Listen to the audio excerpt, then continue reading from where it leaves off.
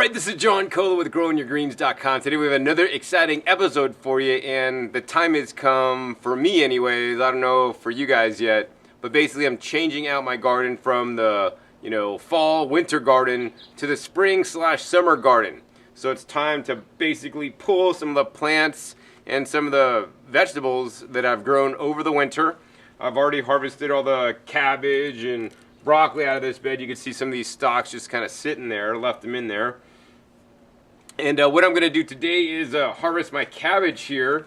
Some delicious cabbage. We're going to just take a little knife. We're just going to go ahead and slit that guy off. And check it out, man. One nice little baby head of cabbage. And, you might be thinking, John, what do you do with all that cabbage, man? You can't eat it all. It'll give you bad gas. Right? Does cabbage give you gas? I don't know if it gives me gas. But anyways, what I'm going to be doing with the cabbage, this cabbage, as well as some other cabbage that we're going to go harvest in a second, is ferment it. So anyways, let me go ahead and pick the rest of this cabbage. We'll go to get some other kind of cabbage, and then we'll get inside and show you guys how I'm going to ferment my cabbage the easiest way ever. So now I'm on the other side of my garden. You're looking at my circular round raised beds, and now this is the new and improved side with the concrete block garden, an improved soil mixture, as well as the AquaJet system. And this side has basically been blowing up. Like, the growth on this side is so much better than the old, drip irrigation plus the old soil, So, I mean, it's amazing, That's why I love having experiments and different ways to grow things, because you never know what's going to happen unless you try. So, over on this side, we had a bed of arugula that has now since gone to flower and seed. We have some lots of lettuce that is actually now starting to go to seed. And then actually we have some cabbage that unfortunately is starting to flower now. And this is the Napa Cabbage. So once again, Napa Cabbage is what's used to traditionally make kimchi. So we're just going to go ahead and come down here with a knife and cut off this nice big head of cabbage. Now, don't worry, if your plants are flowering or going to flower, you can see the little broccoli-like floret in the inside of the Napa Cabbage. That's all right. You could still use it. You don't have to throw it away. You don't have to let it go to seed completely. You can still use it, but be forewarned, there may be a bit stronger flavors of the cabbage. It's always best to catch it before it goes to flower, since we have had, for me anyways, in short winter, and it's been heating up soon, it's caused this guy to bolt a little bit quicker than I expected. Anyways, I'm going to go ahead and harvest a bunch more cabbage. Then we're going to go ahead and go inside to make some delicious kraut like you've never seen before. So now we're inside. I got all my cabbage washed, and now we're going to ferment it. So we have a K&K ceramic fermentation pot, which actually has a burping lid, which means actually you put water in here, and then basically it's kind of like an airlock where it lets the gases out but not the air in. This encourages beneficial bacteria growth instead of bad bacteria, molds, and yeasts and whatnot. So normally when you use a fermentation crock like this, and these crocks are available at my website, discountjuicers.com. So if you are looking for a crock, please be sure to visit me and support my work with these videos by making your purchase at Discount Juicers, which allows me to continue to do the work that I love to do, and I want to thank you for that. To my customers that have supported me and that will support me in the future. But the crock pot really makes it easy, and really makes it easy to do what we're going to do. Once again, the easiest way. I mean, I've fermented things in like mason jars with like a little one-way valve and chopped everything up. But I don't want to deal with chopping. I don't want to deal with putting my produce through a juicer to grind it up or to chop it up or even shred it or anything. We're simply going to put this stuff in whole, and this is a traditional method that's been used for thousands of years by peoples in certain countries around the world. I think Romania was one of them. So literally all we have to do to ferment this properly, is to take this and put it in the fermentation crock. And this is a 10-liter crock. It's nice and large there. So some of the leaves are kind of going to get bent down onto the bottom. That's all right. We're going to go ahead and take our second head of the Chinese Napa Cabbage right in there. Look at this. This is like one of those endless buckets that you keep pulling the money out of. Well, I wish. But it's big enough to hold all this cabbage, no problem whatsoever. That's 2. Let's go for 3. And now I think we're pretty much full. We still got some room in there. Oh man, we could do it. I like tight fits. And actually, it's better if you you know, fill this to capacity, so actually you'll have to put less liquid in there. Let's go ahead and put the 4th head in there. See how we're fitting. All right, we're pretty nice and tight. Let me go ahead and hold this up for you guys to see how it's looking. Once we got that in there, it looks like we could probably stick these solid heads, these little guys. I'm going to take the biggest one first, cram them up, and we're just going to shove them all the way down in there. All right. 3rd little small baby cabbage head. You ever have a Cabbage Patch Kid? I hadn't. Or I didn't. Alright. I think we lost a couple leaves shoving that one in there. Oh, look at this, man. We've shoved so many leaves down in there. So many little heads of cabbage. Alright, isn't that amazing? We fit all that into this crock. Let's go ahead and shove this purple head in there. Alright, so we got all that cabbage packed in there. I want to show you guys what it looks like here. This is a fair bit heavy. Look at that. All that stuff on the table is now in here. Now we could do a plain ferment, in which case we would just basically make the saltwater brine solution that we're going to do next. But I like to flavor things up a little bit, so we're going to use 2 different spices today. I got some garlic here, so what we're going to do is basically smush up the garlic, or at least minimally, you know, break it in half, break it into little small pieces, distribute that in there. You know, it's probably good to put it in at the bottom. I kind of forgot, so we're putting it at the top. As long as it gets in there, you know, you're pretty good. And smush it up a little bit so there's more surface area for the water to get in there, and then the flavorings to come out. And we're going to put about 7 small cloves in there. Once again, this is a 10-liter crock.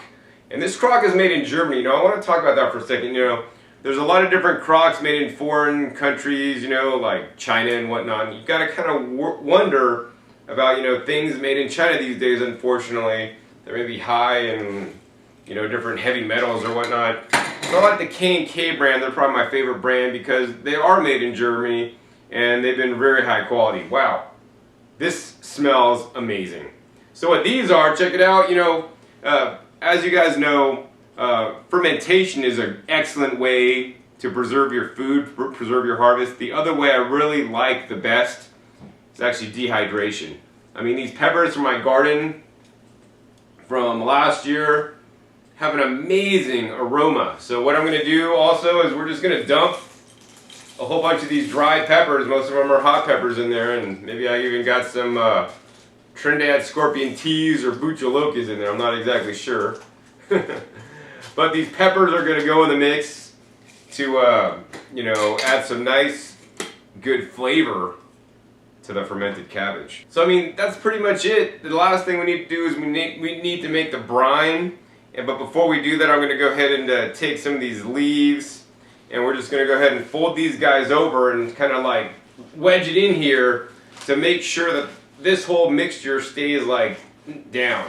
Now I'm doing it with the leaves, but you could also use the ceramic weights that come with the crock, which actually I will put on top of this to make sure it all stays submerged, because that's really important. So we want to keep this underneath the water line. Super important and super critical. So we got that all pressed down in there. The last thing, you know, that you really need to pay attention on is making the saltwater brine solution.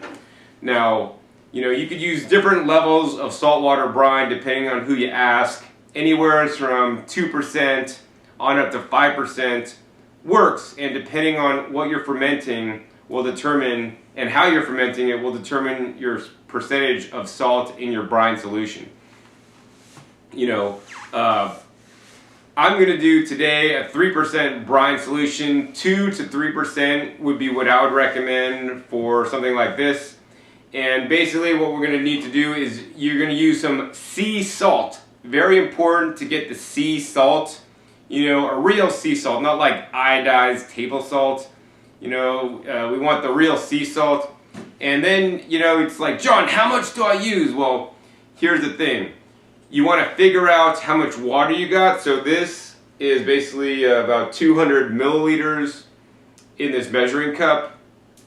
Now we need to add the right percentage of salt by weight, because if you have large salt crystals or small salt crystals, you know, you're going to be able to fit a different volume in, say, a tablespoon or a teaspoon, for example.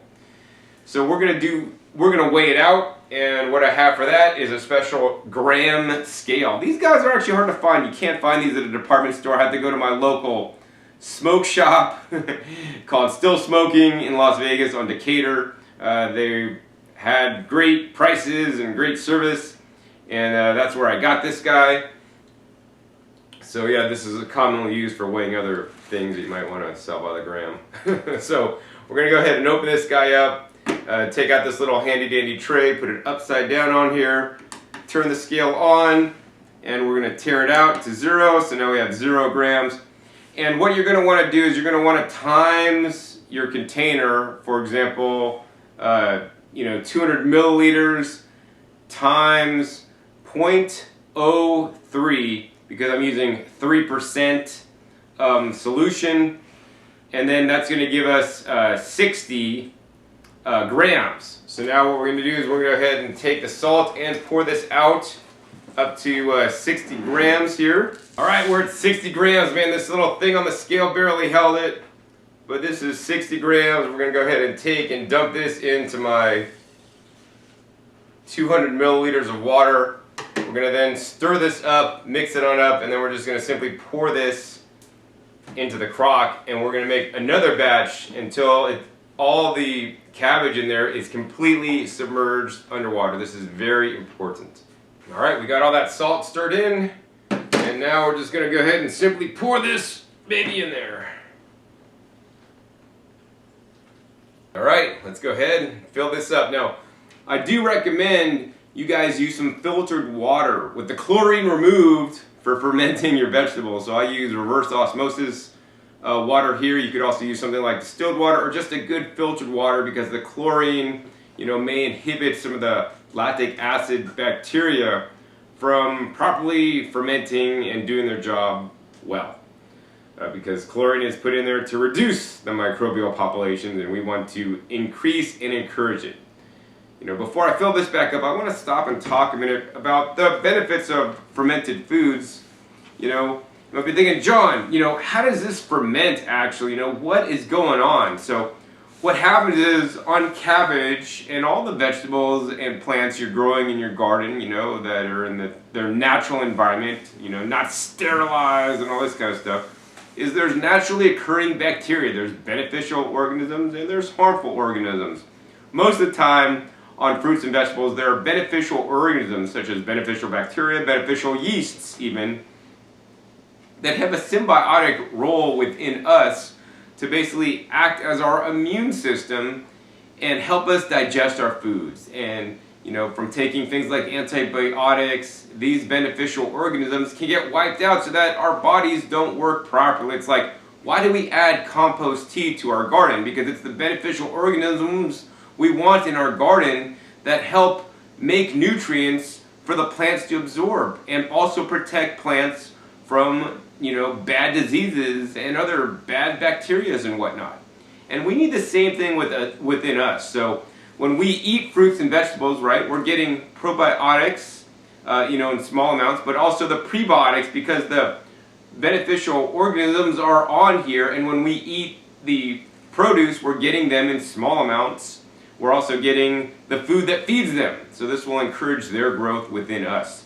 So when we're making our own and fermenting the cabbage, what we're actually doing is we're taking the already existing lactobacillus on here, we're putting it in a container with a small level of salt solution in which they thrive in. We're going to put our airlock on here, which then doesn't allow any air or oxygen in, which then provides this environment for the lactobacillus to thrive, so then they multiply.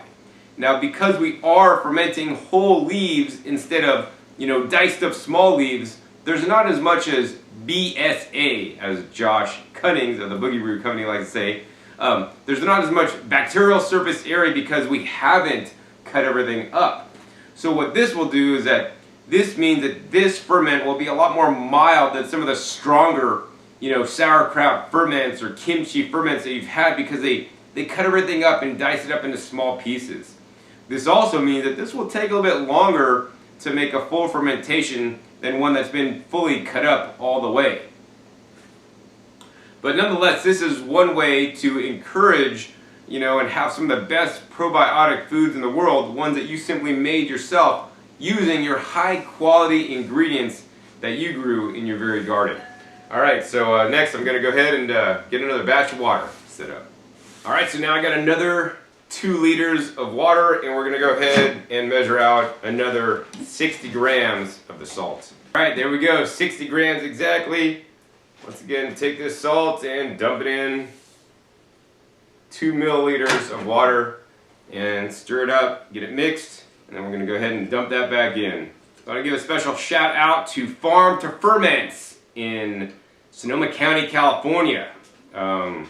They actually gave me the idea for this recipe because I was there the other day checking them out at the farmer's market, and they were like, "Here, John, try this out, man." Those guys are like geniuses with fermentation. They have all kinds of cool stuff. So if you're lucky enough to see them at the Sebastopol Farmers Market on Sunday, or the Santa Rosa Farmers Market at the Wells Fargo Center on Saturday in Santa Rosa, you'll be able to get some of their awesome fermented stuff and talk ferments with their fermentation master there. They make some good stuff. I like their Jun tea made with pure tea, or their Jun ferment. Alright, let's go ahead and add this mixture in there. Alright, so far so good. This is working pretty good. We've added a total of 4 liters of water to a 10 liter fermentation crock. So we can only put another maximum of 6 liters of water, but we've displaced a lot of water by the kraut because I really packed it in there. So I think we'll have to do at least another 6 liters of water. So I'm going to go ahead and fill this baby up again. Alright, so fill that up one more time. Let's go ahead and measure out more salt. Alright, 60 grams once again, man. Reminds me of my high school days. Alright, there we go. Dump it right in. I think this will probably be the last one, because this will be 6 liters of water total. And I'm sure, that cabbage was packed in there. We probably filled that at least with 4 liters of, cabbage displacement. Other thing you guys want to be aware about is cleanliness. Right, you want to try to get all your vegetables clean, right? No snails, no slugs. You don't want to ferment any caterpillars in there, right? And then you also want to make sure your crock and all the different utensils you're using are clean, and some people want to make them sterilized and all this kind of stuff. And I mean, you could do that if you want, and put them in the microwave and blast the microwave on. I don't actually recommend microwaving your food, but it'd probably be good to sterilize stuff, because nothing's alive after you cook it in the microwave, man. And that's the other thing I want to talk to you guys about, when making a recipe, a fermentation recipe, I'm just kind of using cabbage leaves, some garlic, and some peppers today. But the more different kinds of ingredients you can put in your ferment, the better, because check it out. Every different kind of leaf or food you'll be fermenting in there will attract different kinds of probiotics to it, right? So the more diversity you could have in your ferment, the more by diversity of the probiotics as an end result you'll get, which means, you'll be getting them into you, which I just think is a good thing all around, I think probiotics are a beneficial organism that we should all be including in our diets, and it's sad that most Americans, they think they're eating probiotics when they're eating yogurt, but unfortunately when you pasteurize your yogurt, all the probiotics are gone, so you're really not getting what you're thinking you're getting. Plus, yogurt is not healthy for you for many other reasons, in my opinion. So we got this all mixed up, and let's go ahead and put this in the crock.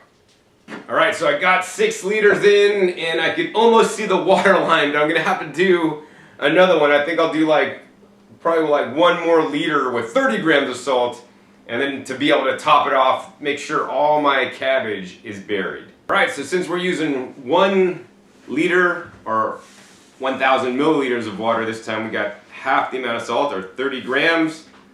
That'll make us a 3% solution.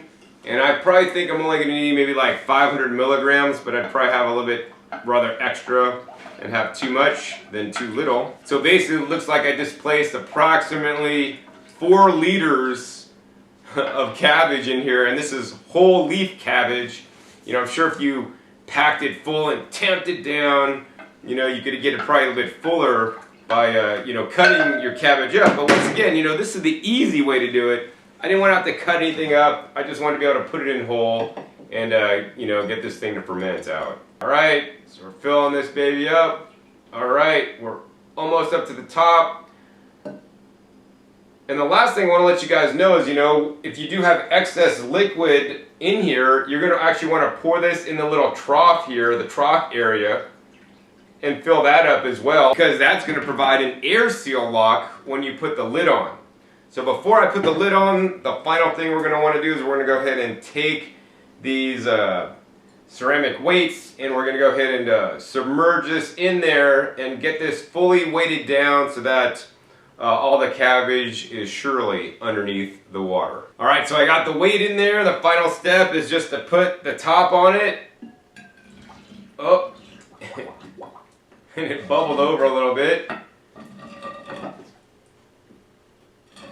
And now we've created an airlock in there, and now we just have to simply put this aside and let it ferment in a nice temperature that we would like, you know. So we don't like it too hot, we don't like it too cold.